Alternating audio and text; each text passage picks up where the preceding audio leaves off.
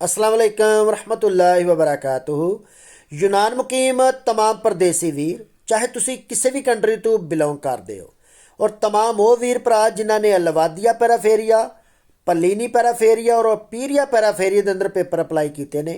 चाहे तुसा paper renew कराने वास्ते अपलाई किए ने, 3 साल इमीग्रेशन अपलाई की या 7 साल इमीग्रेशन अपलाई की है, इन्होंने तीनों पैराफेरिया चो किसी एक च भी तो अपने आप को मेरे दोस्तों मुतमिन रखो।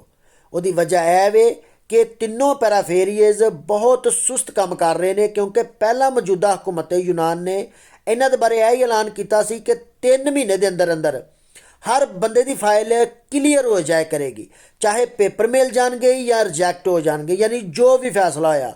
लेकिन तकरीबन बंदों को 2-2 साल भी गुजर गए ने, हाले तक कईयों के कार्ड भी नहीं आए, यानी रीन्यूअल वालों के भी पेपर नहीं आए। लेकिन हुण मौजूदा हुकूमत यूनान ने जिस दिन का 3 साल का कानून बंद कर दिता है, उस दिन तो 3 साल वाले दे तकरीबन काम नहीं चल रहे।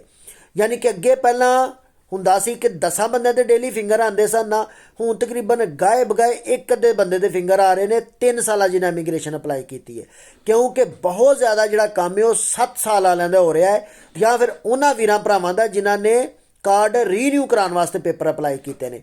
और इस महीने तकरीबन काम इस तरीके ही रहना है, और अगले महीने यानी मई के उम्मीद है मई के एंड तक कि 3 साल वाले दी फाइलें चैक होनियां शुरू हो जाएंगियां। लेकिन अलवादिया पैराफेरिए च भी यही सीन चल रहा है। इस वास्ते दोस्तों किसी ने भी एक पाई पैसा ना दो, क्योंकि बहुत सारे वीर भरा शिकायत भी करते हैं कि भाई असा पैसे दिते ने फलाम बंदे नूं, और ना बंदा फोन चुकता और ना पैसे मिल रहे हैं।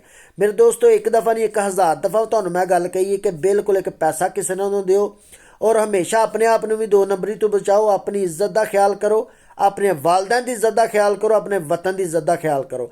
पहला तुसी खुद अंदाज़ा ला लो कि यूनान के अंदर असां की हाल कर दिता सारे कानूनों का। 7 साल का वेख लवो, 3 साल का वेख लवो, वीवीओसियां के हवाले ना वेख लवो। हत्ता पेपर रीन्यू कराने वास्ते भी साढ़े को घर का कॉन्ट्रैक्ट यानी समोलियो नहीं होंदा, तो असीं किसी को पैसे दे के समोलियो लैने या पिफ्तन दिलों से लैके तो बंदियां बेचारियां पेपर अपलाई किए तो उन्होंने पेपर रिजैक्ट हो गए, क्योंकि ओरिजिनल समोलियो मंगते हैं हूँ।